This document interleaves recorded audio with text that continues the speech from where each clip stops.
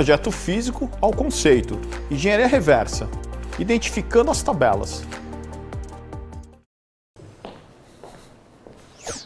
Olá, tudo bem?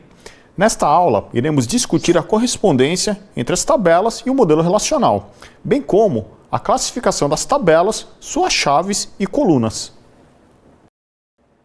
Identificando as tabelas. Nessa fase, é realizada a correspondência entre as tabelas e o modelo relacional, em que uma tabela pode corresponder a uma entidade ou relacionamento N para N, entidade associativa, ou entidade especializada. Vamos executar um hands-on para entender como funciona esse conceito na prática.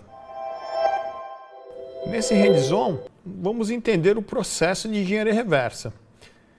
Na prática, quando nós fazemos o processo de engenharia reversa, primeiro ele tem por objetivo documentar um banco de dados, o qual a gente não encontra o diagrama entidade relacionamentos.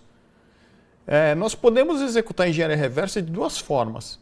A primeira forma, e eu creio que a mais utilizada, é conectar em um banco de dados e a partir do dicionário do SGBD, nós vamos fazer a engenharia reversa. Uma outra forma de fazermos uma engenharia reversa é pegarmos um script, um Data Definition Language, e a ferramenta vai fazer a leitura desse script e vai montar primeiro o modelo entidade de relacionamento e depois ele vai montar o diagrama entidade de relacionamento. O objetivo aqui é mostrar o que a ferramenta faz no passo a passo. Tudo que eu vou demonstrar nesse hands-on é no passo a passo, mas a ferramenta ela faz de uma vez só. E o primeiro passo, obviamente, é determinar as tabelas que nós desejamos que seja feita a engenharia reversa.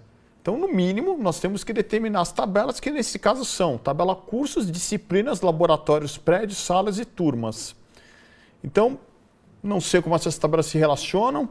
O que eu quero é entender, no final de todo esse processo, como essas tabelas se relacionam, o porquê desses relacionamentos. Ou seja, é do físico ao conceito. Bem, o primeiro passo que a ferramenta vai tomar é identificar as tabelas, e essas tabelas, especialmente tabelas que são associativas, generalizações. Então, no caso desse modelo, serão identificadas as tabelas prédios, turmas, laboratórios, salas, disciplinas, currículos e cursos. Interessante notarmos que ele vai identificar as primary keys. Ele vai identificar somente as tabelas que têm primary keys e vai nos entregar no primeiro passo esse seguinte diagrama. Notem que salas e laboratórios se relacionam no grau de 1 para 1. É uma relação bastante rara, diga-se de passagem. Nós costumamos resolver a relação de 1 para 1, eliminando uma das tabelas e resolvendo a relação de 1 para 1, criando uma nova coluna na tabela que vai permanecer. Portanto, a relação de 1 para 1 ela é rara, mas ela pode existir no caso ela existe, tá bem? E nós temos aqui uma tabela, currículos no caso, que é uma tabela associativa. Ela resolve, portanto, uma relação de muitos para muitos entre cursos e disciplinas.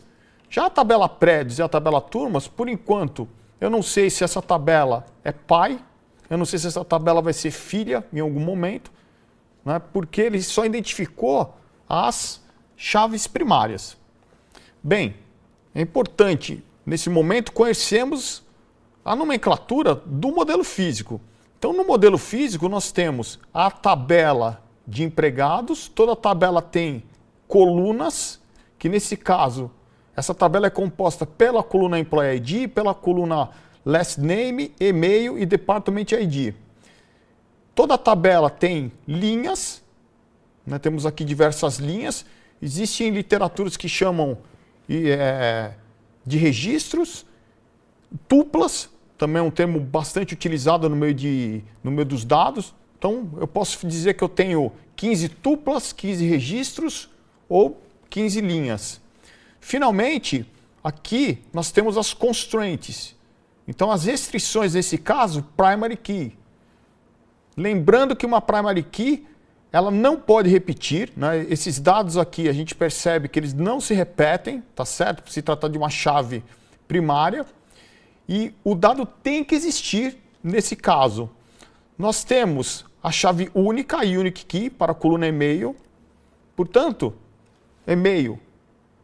Todo funcionário deve ter um e-mail e ele não pode se repetir. Então, é uma unique key. E essa última, a coluna-chave estrangeira, é que justamente permite a relação com a entidade pai. Se a chave estrangeira está no filho, então o pai forte mandou a primary key como foreign key. Então as nomenclaturas utilizadas, tabela, linhas, colunas, chave primária, chave estrangeira, chave única. Primary key, foreign key e unique key. Se fizermos uma comparação entre termos utilizados no modelo físico e o modelo lógico, nós temos que a nossa tabela ela vai se transformar em breve na entidade, ou em breve no modelo lógico. A coluna ela equivale ao atributo. A chave primária nós chamamos de identificador único primário. Chave única, identificador único secundário. Chave estrangeira é a relação, é a própria relação, é a ligação, a associação entre as tabelas. E, finalmente, as restrições ou constraints, elas serão criadas por meio da implementação da regra de negócio. Então, lembre-se, sempre é importante conhecer sobre o problema de negócio que estamos estudando, seja durante a concepção do projeto de banco de dados e aqui, nesse caso, durante o processo de engenharia reversa. Como produto final, conseguimos identificar as tabelas e suas respectivas relações. Muito obrigado e bons estudos!